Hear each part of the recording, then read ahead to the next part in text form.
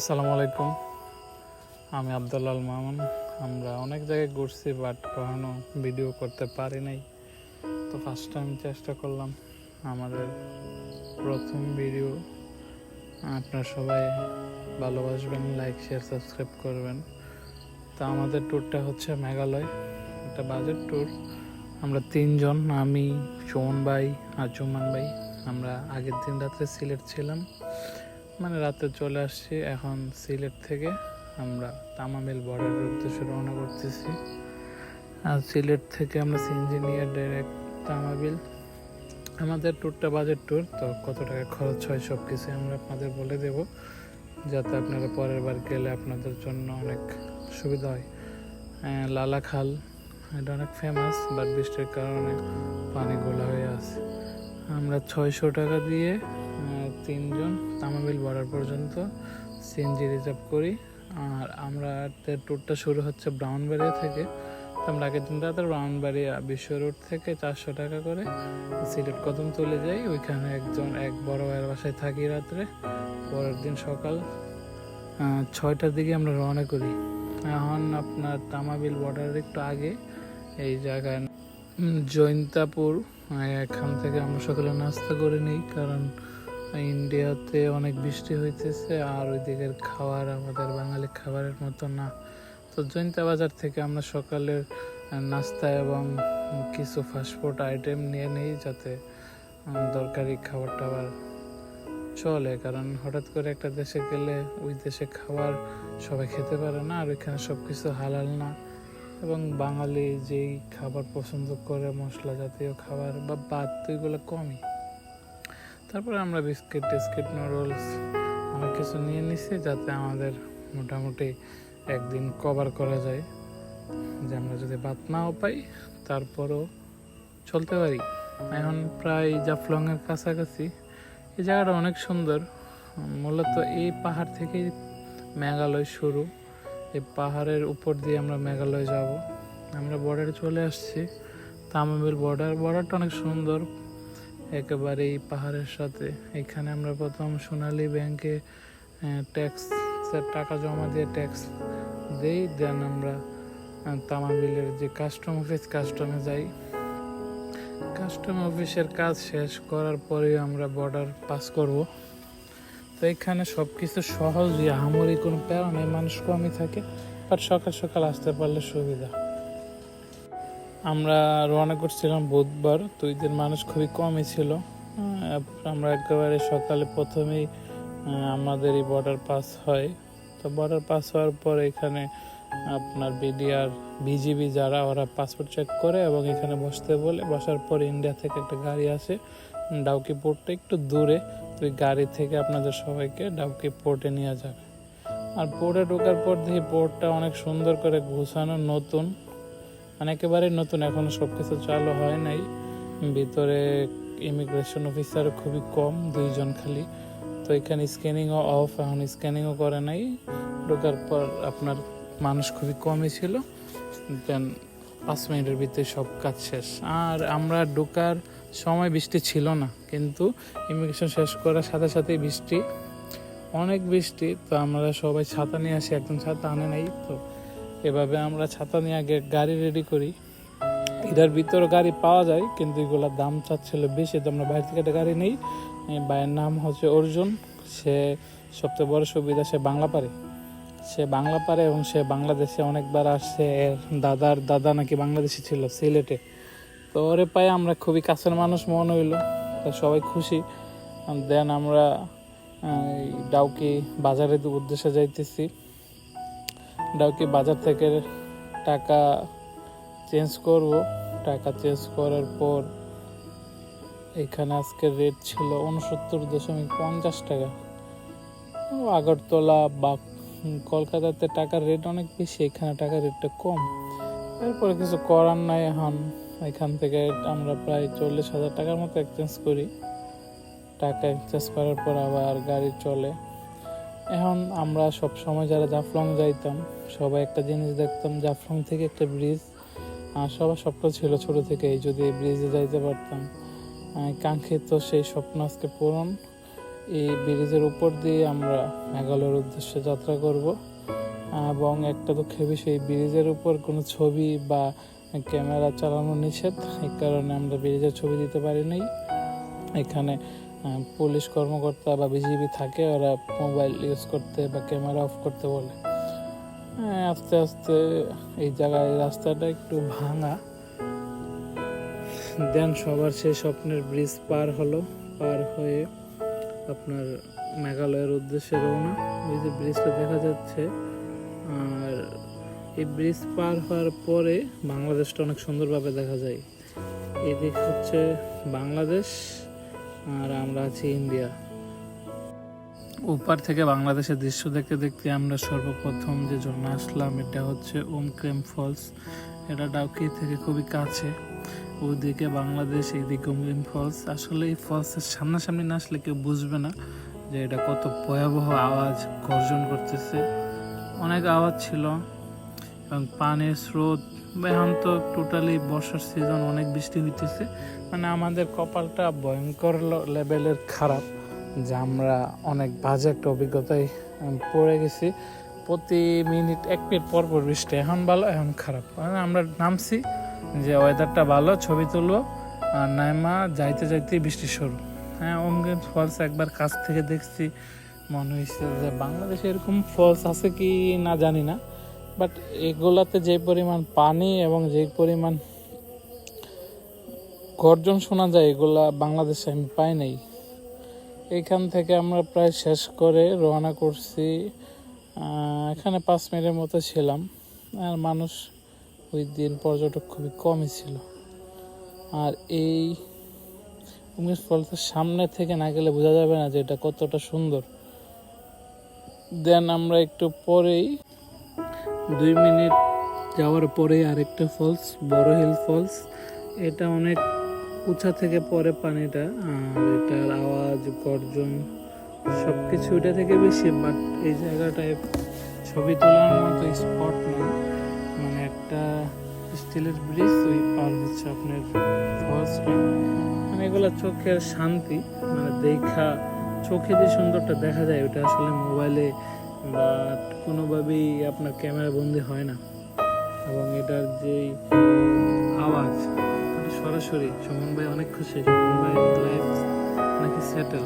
সুমন ভাই অনেক ঝগড়া টগড়া করে বউ ফেলায় আসছে। তারপরে আমরা চলে যাই লিভিং রোড ভিলেজের দিকে। লিভিং রোডের ভিলেজ যাওয়ার সাথে সাথে বৃষ্টি নামছে। আবার ওইখানে গাড়ি পার্ক করার পর আমরা এক কাপ চা খাই। চা খাওয়ার পর রওনা করলাম। এই জায়গাটা অনেক উঁচা নিচা পাহাড়ের সাইড দিয়ে একটা রাস্তা করা। তো এখানে আপনার টিকিট লাগে পার পার্সন 40 টাকা করে।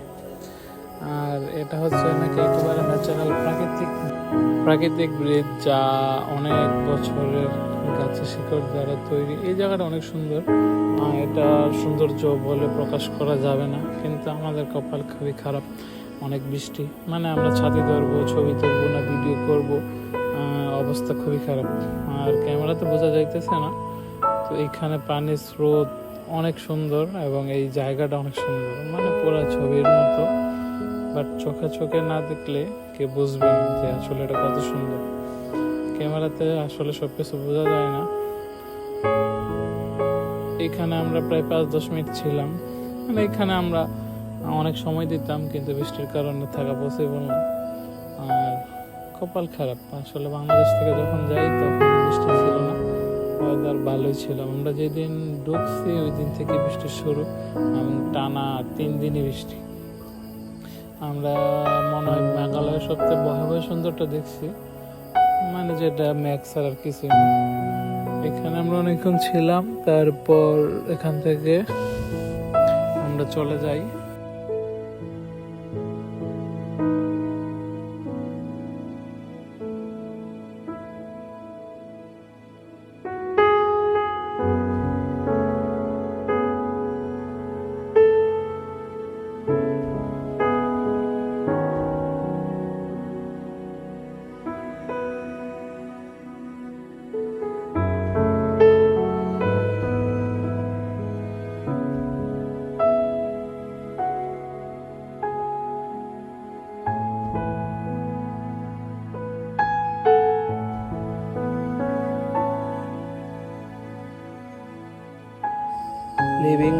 ব্রিজের সৌন্দর্য শেষ করার পর আমরা পৌঁছাই এশিয়ার সব থেকে পরিচ্ছন্ন গ্রাম মাওলিনং ভিলেজ।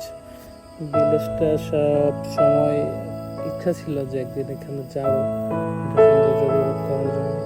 এটা আসলে অনেক পরিষ্কার এখানে। আর মেঘালয় এলাকাটা হচ্ছে সবসময় বৃষ্টি হয়তো এমনিতে পরিষ্কার থাকে, আর এইদিকে পাহাড়গুলো সব পাথরের, বালু নাই, মানুষ খুবই কম, এবং ওরা উপজাতির মানুষ কিন্তু এরা পরিচ্ছন্ন।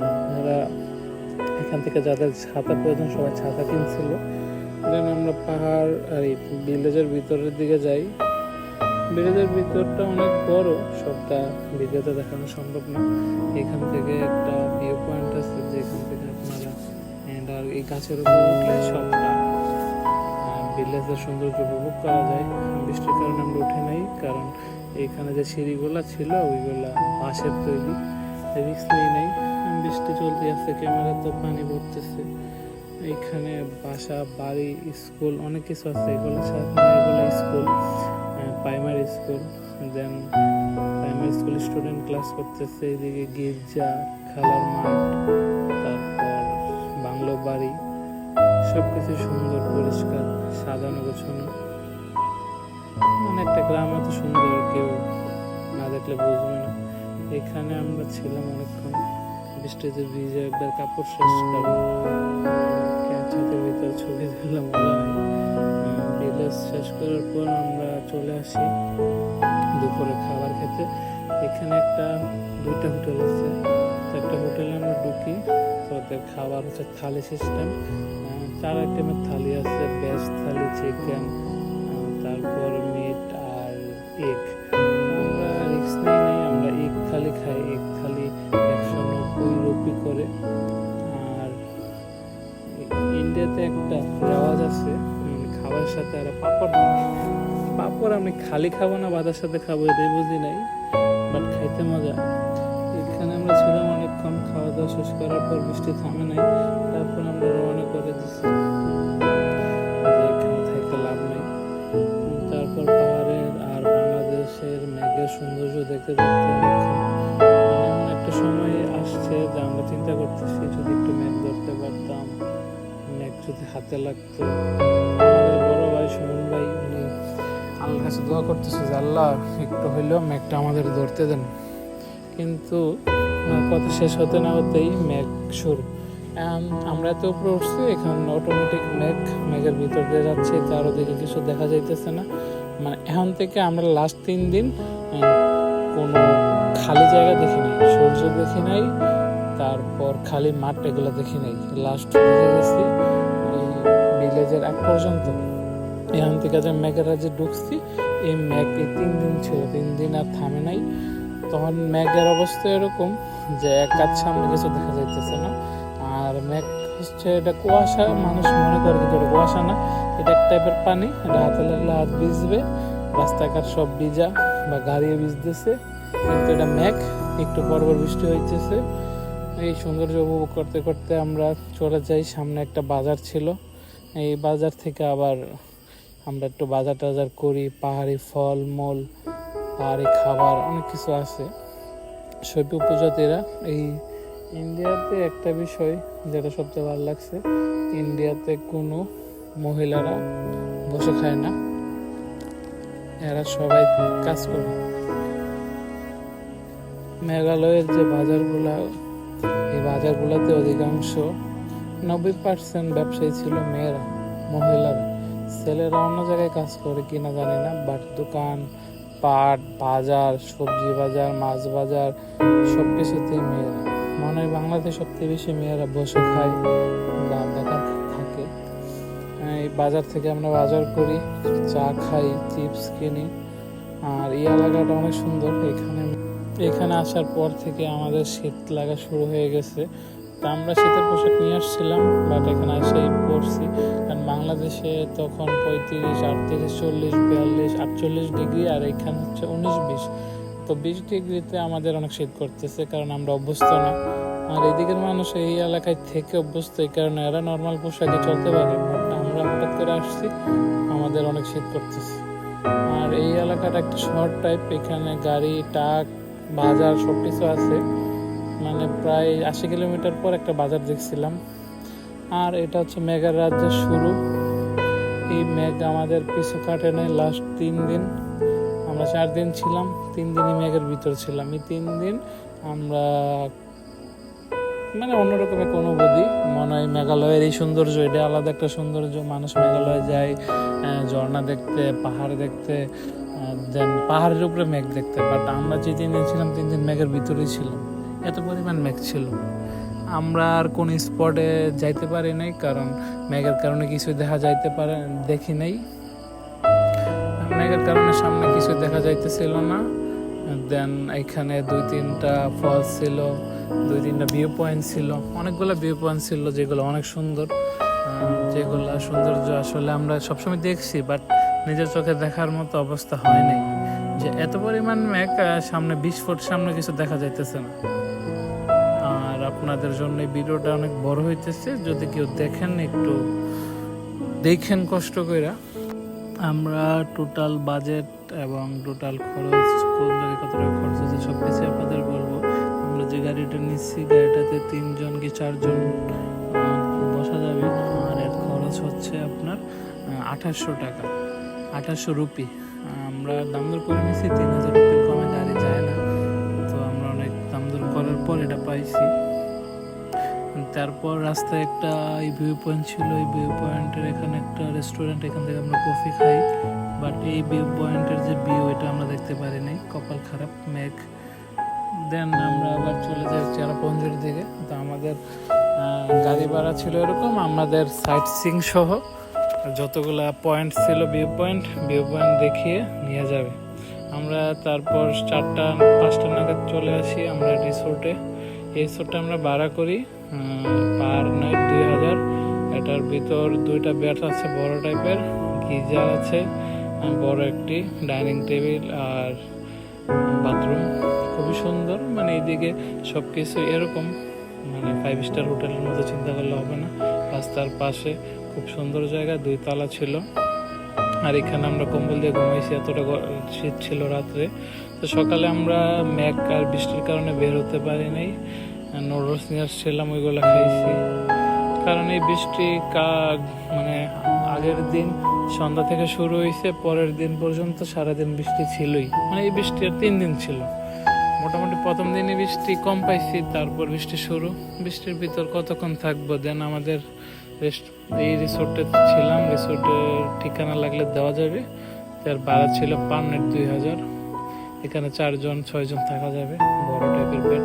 তারপর আমরা যাই 7 সিস্টার ফলসের দিকে। 7 সিস্টার ফলে যাইতে যে রাস্তাগুলো, এগুলো সবই সুন্দর। মানে মেঘালয় প্রত্যেকটা যে কখনো আসে নাই মনে করবে অনেক, মানে পৃথিবীর সবচেয়ে সুন্দর জায়গার ভিতরে এটা একটা। আমার কাছে অনেক ভালো লাগছে। আমার কাছে কাশ্মীর তো আমি যাইনি, আমার কাছে মনে হচ্ছে কিছু কিছু পাহাড় কাশ্মীরের মতো সুন্দর। আর অনেক ঠান্ডা আবহাওয়া, অনেক সুন্দর। মানে আমরা স্বপ্ন দেখি এই আবহাওয়া সবসময় থাকতে পারলে ভালো হতো। তারপর আমরা 7 সিস্টার ফল যাওয়ার আগে একটা ক্যাব, ওইখানে যাই। এখানে একটা গুহা আছে, এটা অনেক সুন্দর, মানে এটা অনেক বড়। এই যে বৃষ্টি থামতেছে না, বাট আসছে যেহেতু এতগুলো টাকা খরচ করে একটু দেখা যায়, এই কারণে গেলাম। বড় ভাইয়ের ছাতা ছিল না, অনেক ছাতা কিনছে 350 রুপি দিয়া, যেটা বাংলাদেশে কিনলে 8 থেকে 1000 টাকা লাগতো। তো গুহার ভিতর লাইটের ব্যবস্থা করা আছে, কারণ গুহাটা অনেক বড় আর অনেক ঠান্ডা। বাইরে যদি ধরেন 20, ভিতরে হবে 15, এবং নিচে পানি বাস। একটা ভয়ঙ্কর সৌন্দর্য। তো আমরা এখানে অল্প একটু যাই, তারপর আবার ফিরে আসি। আসার পর আমরা 7 সিস্টারের দিকে রওনা দিই। 7 সিস্টার যাওয়ার পর আমরা সবথেকে বেশি শখ খেলাম যে আমাদের এখানে আসার প্রধান লক্ষ্য ছিল এটাই, 7 সিস্টার ফল দেখবো। যে পৃথিবীর সবথেকে বড় গোলার ভিতর একটা। বাট এখানেও মেঘের কারণে কিছু দেখা যাইতেছে না, কিন্তু 7 সিস্টার আওয়াজ আসতেছে, এত গর্জন, মনে হইতেছে ওইদিকে পানি একবারে ছিঁড়াফিরা লাইতেছে, বাট কিছু দেখা যাইতেছে না। আমরা এখানে প্রায় 10-15 মিনিট ওয়েট করছি, বাট মেঘ কমে নাই। 7 সিস্টার আমরা দেখতে পারি নাই। কিন্তু এর পরের দিন ঠিকই 7 সিস্টারের দেখা গেছে, তখন তো আমরা ছিলাম না। বাট পরের দিন আমাদের সাথে একজন ওইখানে ছিল, তো উনি আমাদেরকে একটা ভিডিও পাঠাইছে। আমরা যেটা দেখি না এই কারণে ওটা দেই নাই, বাট সবার লাস্টে আমরা ওটা দিয়ে দিব। সেভেন সিস্টার কেমন ছিল? সেভেন সিস্টার থেকে আমরা সামনে যাই, সামনে ছিল আরেকটা ফলস। মেঘালয় ট্যুরের সবচেয়ে সুন্দর ছিল এই সেভেন সিস্টার ফল থেকে যাওয়ার সময় যে ফলটা যাই, ওই ফলসের নাম ছিল নককালিয়া ফলস। ওই ফলসের আগের যে জায়গাগুলো, এই জায়গাকে বলা হয় স্কটল্যান্ড, প্রাচ্যের স্কটল্যান্ড। মানে অসম্ভব সুন্দর, কিন্তু মেঘের কারণে আমরা নামতে পারি নাই বা সবটা ভিউ দেখতে পারি নাই, কারণ এখানে মেঘ একটু কম ছিল। বাট মেঘের কারণে আমাদের অবস্থা পুরাই খারাপ। দেন আমরা ফলসের সামনে আসি। এখানে আসার সাথে সাথে ভাবছিলাম পরিষ্কার ফলস দেখা যাবে, বাট আসার সাথে সাথেই আপনার মেঘে চলে আসছে। মেঘের কারণে সামনে পাঁচ হাত সামনে কিছু দেখা যেতে পারতেছে না। কিন্তু গর্জন, পানির যে আওয়াজ, পানি পড়তেছে, 1 সেকেন্ডের ভিতর আপনার আবার মেঘে সব কিছু দেখে গেছে। একটু আগে আমরা যে জায়গায় ছিলাম এই জায়গা পরিষ্কার ছিল, বাট আমার নামার 2 মিনিট 1 মিনিটের ভিতর আবার মেঘ এসে পড়ছে। অদ্ভুত সৌন্দর্য মেঘালয়, যেখানে আবহাওয়া কেউ গ্যারান্টি দিতে পারবে না। এখন একটু পরিষ্কার, দেখেন আবহাওয়া কত সুন্দর। 1 সেকেন্ড না 15-20 সেকেন্ড পরে আবার অবস্থা খারাপ, আবার মেঘ চলে আসে। মেঘের কারণে আমার সামনে কিছু দেখা যায় না, বৃষ্টি, মেঘ, অবস্থা খারাপ। মানে আমাদের সবার মন হয়ে গেছে যে আমরা আসছি যে 2টা জিনিস দেখার জন্য। মেঘালয় সবচেয়ে বড় ঝর্ণা ছিল এই দুইটার একটা দেখতে পারিনি। এখানে ছিলাম আধা ঘন্টা, কোনো কাজ হয় নাই। তারপর আমরা ব্যাক করার সময় এক বড় ভাই ওনার সব বেয়ার খাবে, তো এই জায়গা থেকে বেয়ার কিনে, এখানে মদ, বেয়ার সব কিছু পাওয়া যায়। তো উনি এটা কিনে আনছে 100 রুপি। বাংলাদেশে আমি যতটুকু জানি এগুলো 500, 600, 800 টাকা বিক্রি করে। যাওয়ার সময় একটা রাস্তায় একটা ফলস, পাহাড় থেকে পানি পড়তেছে, এটাও সুন্দর। সবাই এখানে নামছে, নামার পর এখান থেকে একটু ছবি তুললাম, কারণ ফলসের দেখায় আসছে, ফলস একটাও পাই নাই। তারপর আমরা শিলংয়ের উদ্দেশ্যে রওনা করি।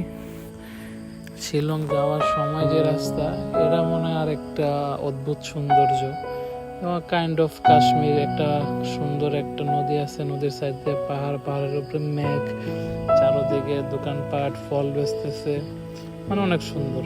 এগুলা মোবাইলে আসবে না, মোবাইলে সবটা বোঝাও যাবে না। তো আমরা চেরাপুঞ্জি থেকে শিলংয়ের গাড়ি ভাড়া করি। তো উনি সাইট সিং সহ শিলং যাইতে যতগুলো স্পট ছিল, 5-6টা ওয়াটারফলস, দেন ক্যাব, ওইগুলা সহ শিলং শহরে নিয়ে যাবে। ভাড়া হচ্ছে আপনার 3000 টাকা।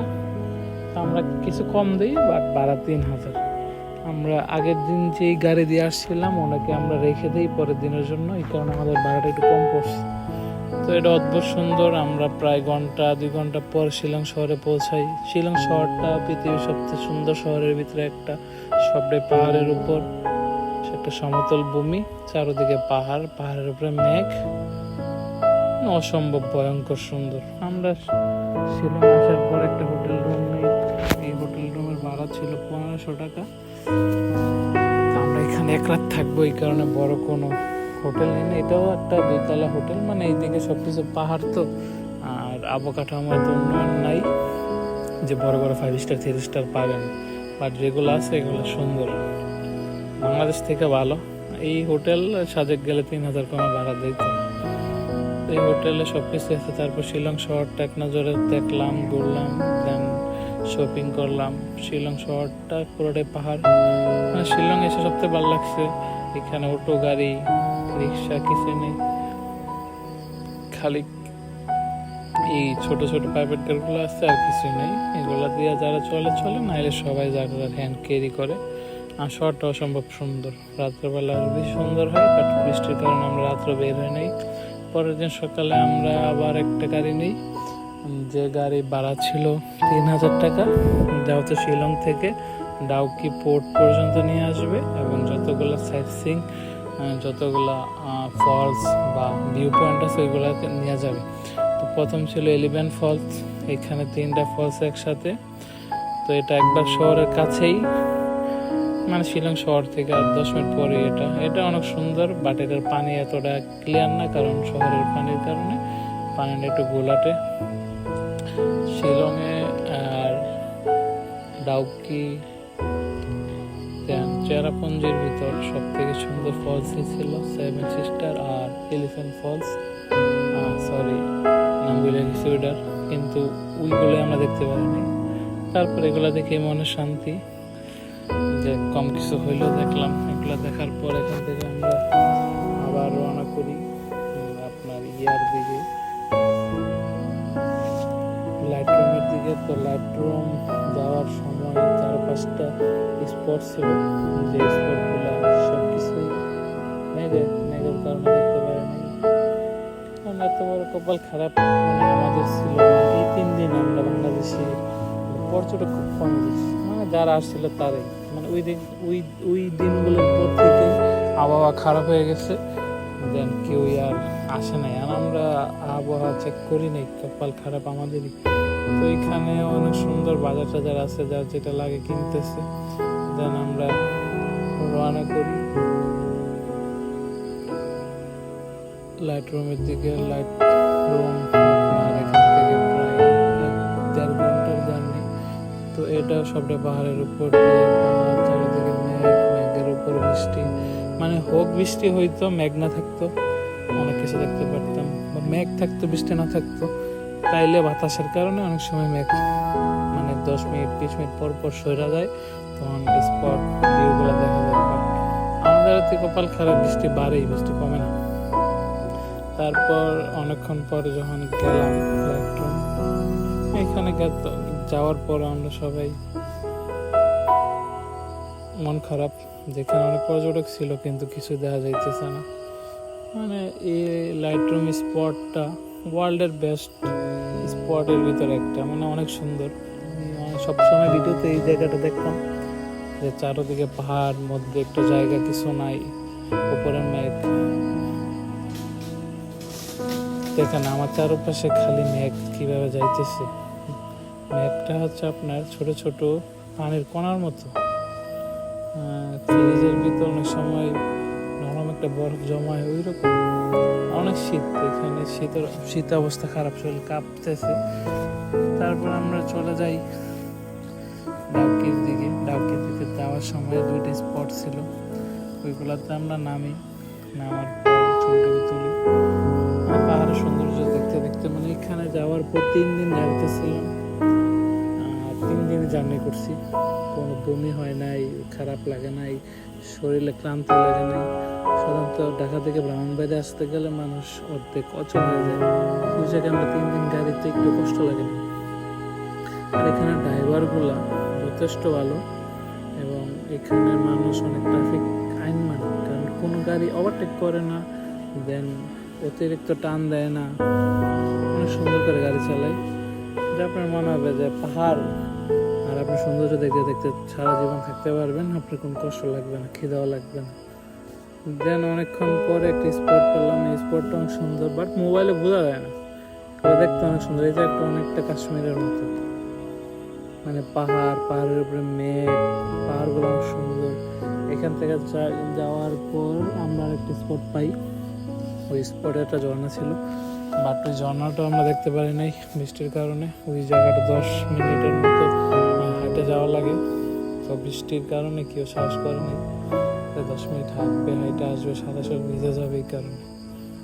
দেন পাহাড়ের সৌন্দর্য, এই যে এই জায়গাটা দেখেন কত সুন্দর, পাহাড়গুলা, মেঘ, দার্জিলিং না কাশ্মীর না মানালি, সব কিছু বলতে পারবেন যে এই জায়গাটা এত সুন্দর।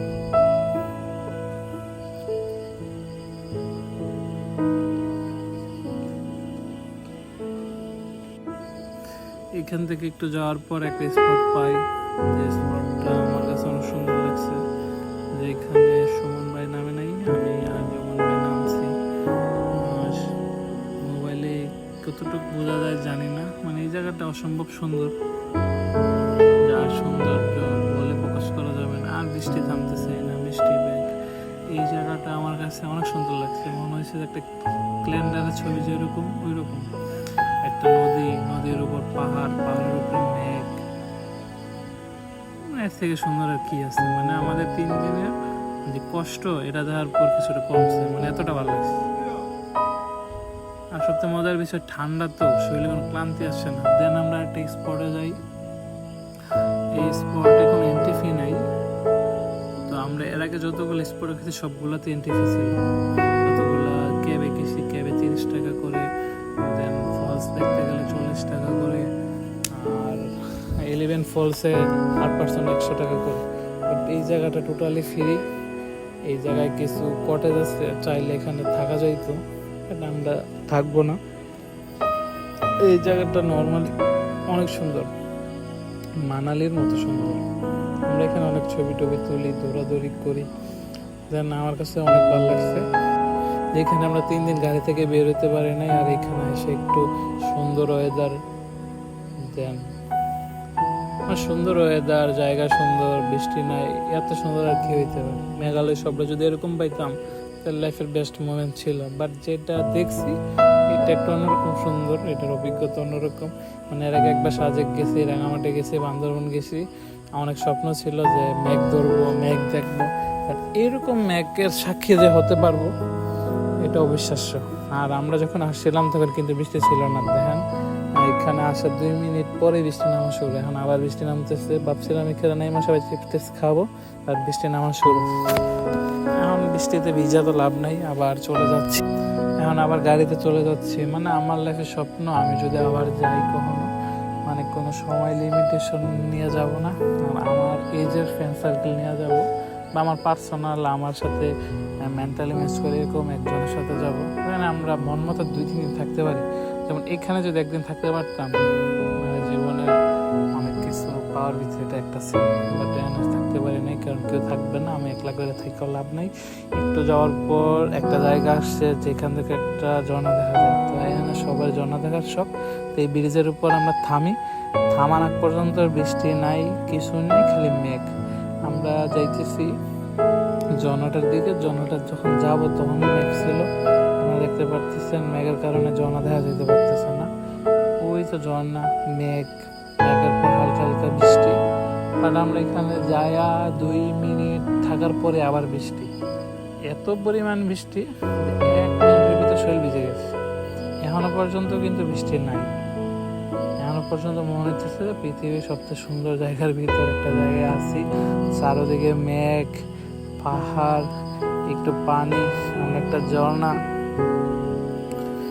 লাস্ট এই 2টা ঝর্ণা দেখার পর থেকে আমাদের আগের 2 দিকে কিছু দেখতে পারি নাই, ওইগুলো ভুলে গেছি, কারণ এগুলো অনেক সুন্দর। আমার ভিডিওটা অনেক লং, এখন আপনারা যদি দেখেন অবশ্যই দেখেন, দেখলে মেঘালয় সম্পর্কে অনেক কিছু জানতে পারবেন। মেঘালয়ের আসলে যে স্পটগুলা, যেগুলো আমরা চিনি জানি বা নামগুলো আমরা মুখস্থ করি, ওইগুলো থেকে অনেক সুন্দর সুন্দর জায়গা আছে। এই জায়গায় কোনো পর্যটক আসে না। আর মেঘালয়ের সবচেয়ে সুন্দর বিষয় হচ্ছে মেঘালয়ে সব পাহাড়গুলোই পাথরের, মাটির কোনো পাহাড় নাই, বালু নাই, মানে অসম্ভব সুন্দর একটা পরিবেশ। না, আমি যখন আমার জীবনে প্রথম ট্যুর দিয়েছিলাম জাফলং 2011 সালে, তখন থেকে আমার জীবনে একটা ইচ্ছা ছিল যে আমি ওই মেঘালয়ে যাব বা ওই পাহাড়ে উঠব। এখন ওই পাহাড় উঠলাম, পাহাড়ে থাকলাম। জীবনে মানে অনেকগুলো স্বপ্নের ভিতরে এটা একটা। আর এখানে ছবি ভিডিও করার সাথে সাথে বৃষ্টি শুরু, আবার বৃষ্টিতে সবাই দৌড়, আমার খেলায় চলে গেছে, ঘুরতেছে। বিপদে বললে কেউ কারণ না, এখানে এসে বোঝা গেছে এরা আমার ফেলায় গেছে গা, আর আমি বৃষ্টিতে ভিজে, আর এরা সবাই দৌড়তেছে। কি পরিমাণ মেঘ! মেঘালয় না আসলে কেউ বুঝবে না যে মেঘ কারে বলে। তারপর আমরা এখানে ছিলাম, এই যে এই জায়গাটা একটু আগে ছিল পরিষ্কার, আর এখন এই মেঘ শুরু। বৃষ্টি থামে নাই, কারণ আর কোনো জায়গায় আমরা নামি নাই।